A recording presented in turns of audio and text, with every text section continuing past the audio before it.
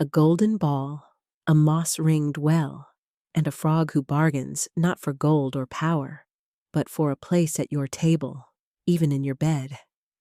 Most know it as a fairy tale, but what if it's a relic of a ritual from when gods wore animal skins, and the water's edge was a threshold to another world? Welcome back to the Silent Lodge. If you love uncovering the truths hidden in ancient stories, subscribe. Let's start with the most familiar version of the Frog Prince. Listen closely. Every detail may be older than you think. Once, when wishes still worked, a king had 3 daughters. The youngest was so beautiful, the morning sun lingered on her face before rising. Each day, she wandered into a vast forest. Beneath a great lime tree lay a deep, still well. Here she played with her prized golden ball, tossing it high until one day it slipped, fell, and vanished into the dark water. A voice broke the silence. "Why do you weep, princess?" She looked down to see a green, glistening frog. "I can fetch your ball," it said, "but first you must promise me something." "Anything," she replied. "Jewels, my crown." But the frog shook his head. "I want to sit beside you, eat from your plate, drink from your cup, sleep in your bed." She hesitated, then agreed. The frog dove into the well and returned with the ball. She snatched it, thanked him, and ran. That night came a knock. "Princess, youngest daughter of the king, open the door." She confessed to her father. "What you have promised, you must keep," he said. The frog ate from her plate and drank from her cup. When he asked to sleep in her bed, she wept. The king insisted. She carried him upstairs, placing him in a corner. But he crept closer. "Pick me up, or I'll tell your father." She snapped, seized him, and hurled him against the wall. At once, the cold green skin vanished, revealing a handsome prince freed by her promise and her rage.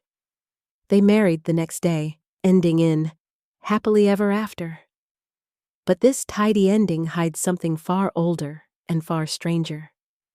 The version we know comes from the Brothers Grimm, who made the Frog King the first tale in their collection.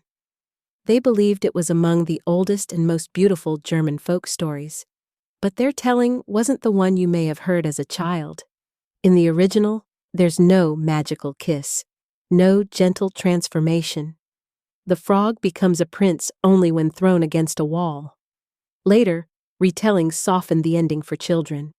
And this isn't just a German story. Versions appear across Europe, from the lochs of Scotland to the hills of Italy. The frog's task changes, but the bargain remains. In some variants, there's no golden ball. The frog instead cleans a stagnant well, making its water drinkable. In others, he retrieves a lost ring, heals an illness, or delivers a gift from the underworld. In 16th century Scotland's Well at the World's End, a girl seeks water to save her dying mother. A frog offers help if she'll marry him. Her sisters refuse. She agrees. He fulfills his promise, and when she honors hers, they share a bed. His transformation comes not from a kiss, but by beheading. Violent? Yes, but the pattern is clear. A young woman in need, a source of water, a strange helper demanding intimacy, and a transformation born of both a kept promise and force. The well is more than scenery. In folklore, a well at the edge of the world is a liminal place where human and otherworld meet. Across ancient Europe, wells and springs were sacred, gateways to the spirit world. People left offerings, coins, weapons, jewelry, even bodies, lowered into the water for whatever waited beneath. Archaeologists have found such deposits at sites like Hinkig Bark in Wales and Tøbog in Denmark. These places weren't just water sources, they were spiritual powerhouses. In Slavic tradition, green-skinned water spirits called vodnici guarded sacred pools. They could heal or curse, and sometimes demanded a human bride. One story tells of a desperate woman seeking water to cure her dying child. A vodnik agrees if she'll marry him. She takes the water, saves the child, but tries to escape the bargain. The vodnik comes for her. In some tellings, she joins him beneath the water. In others, she dies. In the oldest versions, it's not a curse but the completion of a sacred pact. If the Frog Prince feels strange among modern fairy tales, it's because it may be a faint echo of these older water ritual stories, dark, ancient, and rooted in the belief that humans could, under certain terms, cross into the other world. Why do these stories begin at a well? And why are these wells often described as lying at the edge of the world? In ancient belief, water sources weren't just for drinking, they were thresholds between realms. Across Europe, springs and wells were seen as gateways to the underworld. They could heal, bless, or demand payment. What lived beneath was considered alive, aware, and powerful. Guardians appeared in many forms: maidens, horned beasts, or amphibious creatures. In more tales than you'd expect, they were frogs, tied to water, transformation, and fertility. Meeting a suitor at such a place wasn't chance, it was an initiation. The bargain tested whether a mortal would honor a pact with the other world. The stakes were often cosmic. This animal bridegroom pattern is so widespread, folklorists gave it a name. It spans Europe, Asia, Africa, and the Americas. The animal might be a snake, bird, bear, lion, or frog. The bride's first reaction is usually fear or disgust, but the union, willing or forced, brings transformation. The Frog Prince fits perfectly, but so do Beauty and the Beast, the Norwegian East of the Sun, West of the Moon, and India's Snake Prince. Even gods follow the pattern. In Hindu and Buddhist tales, the Naga, serpent princes, sometimes take mortal wives. In Greek myth, Zeus wears animal skins, a swan to seduce Leda, a bull to carry Europa away. These weren't just seduction stories. In ancient ritual, the animal skin symbolized the divine entering the human world. In 2016, University of Lisbon researchers used phylogenetic analysis to trace this story type back over 4,000 years to Proto-Indo-European culture. That's older than writing in many places. In those early societies, such unions weren't just myths, they were tied to seasonal rites and fertility ceremonies. In Greek mystery cults, Dionysus was believed to take animal form to join with his followers. Men dressed as satyrs, women danced as maenads, symbolic unions with the divine. In ancient Egypt, gods had animal heads: falcon, jackal, crocodile, and frog. The frog-headed goddess Heket was tied to childbirth and resurrection, midwife to creation itself. If the frog is a shadow of such a god, the bargain at the well becomes more than a quirky fairy tale twist. It's the faint memory of a sacred joining between mortal and divine, one that promised renewal, not romance. Today, transformation in stories is often tied to love, a kiss that breaks a curse. But in the oldest versions of the Frog Prince, change comes through violence. In early German tellings, the frog becomes a prince only when hurled against a wall. In Scottish versions, he's decapitated.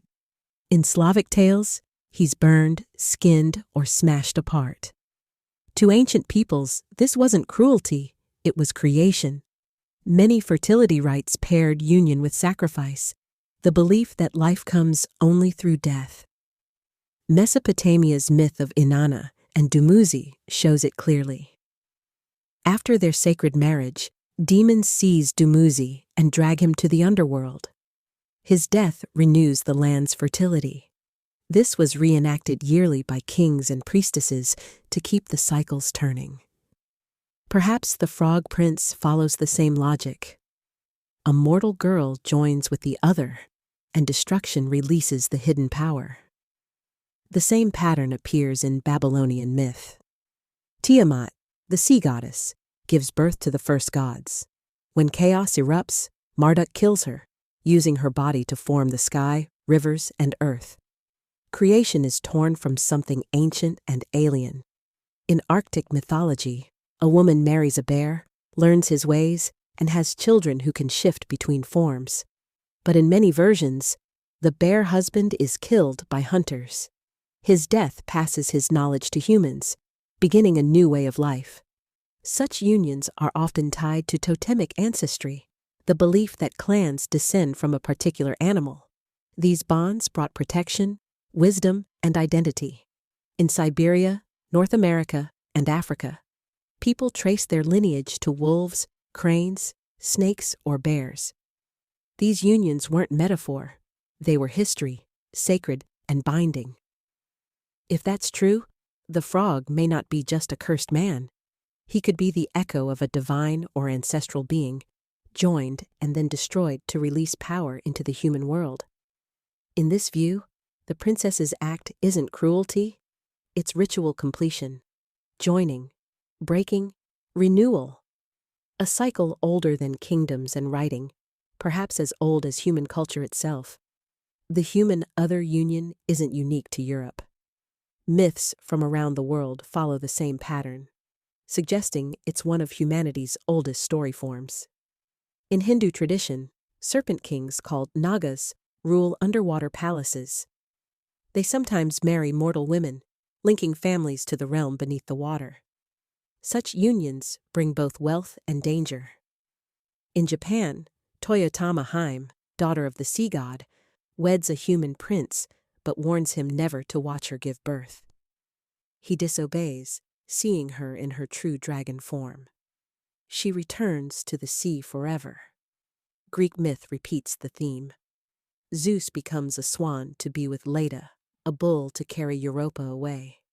These forms are not disguises. They are the only way the divine can cross into the human realm. The Bible hints at the same pattern. In Genesis, sons of God take mortal women as wives, producing the Nephilim, giants, and heroes of old. In older versions of the Frog Prince, the union is about sealing a pact, not love. Breaking the promise invites consequences, sometimes supernatural. African folktales tell of women marrying river spirits or animal kings in exchange for healing or fortune. If they break their word, floods, famine, or tragedy follow. The setting is always a threshold: the well in the Frog Prince, the river's edge in Naga tales, the shoreline in the myth of Europa. These are dangerous, transformative places where worlds meet. The frog may be more than a cursed man. He could be a gatekeeper, testing whether the princess will enter an ancient and dangerous bargain. The violent act that frees him could be the last trace of a sacrificial rite where destroying the other releases their power. Seen this way, the princess's story isn't about romance, it's about obligation, survival, and honoring a pact with something far beyond human. Old tales like this were never just for entertainment. They were community memory, ritual instructions, and warnings for dealing with the unseen. When we hear the Frog Prince, we may be listening to the thin, surviving thread of a 4,000-year-old ritual, one in which the bargain at the water's edge could change the fate of the world. We began with a golden ball, a well, and a frog asking for more than a thank you. But the deeper we've gone, the clearer it is. This isn't just a fairy tale. It's the faded remnant of a sacred, ancient pattern. The tale contains all the bones of a worldwide myth: the human bride, the non-human groom, the threshold setting, the pact, and the transformation. In the Frog Prince, these elements survive like fossils beneath the surface. In its oldest form, the frog may have been no man at all, but a spirit, god, or ancestor in animal skin. Meeting him at the well was entering a ritual union meant to renew not just personal fortune, but the world itself. The violent transformation, throwing, beheading, burning, wasn't senseless cruelty. Ancient ritual often demanded destruction to release hidden power. Creation followed breaking. That's why myths across Mesopotamia, Egypt, and Greece tie fertility to sacrifice. It's why death and rebirth are the heartbeat of seasonal cycles. When the Brothers Grimm retold the story, they softened it. The breaking became a kiss, the sacred setting a backdrop, the pact a quirky twist. But beneath the edits, the old logic remains, a bargain with the other, a joining, a breaking, a renewal. This isn't a love story. It's a story of keeping your word to something alien and powerful, of crossing the threshold and paying the price. Wells, rivers, and springs have always been more than water. They are doors. To approach them is to risk contact with the unseen. Every agreement made, there is binding. That's why the story lasted thousands of years. Not because of romance, but because it carries a truth ancient peoples could not afford to forget.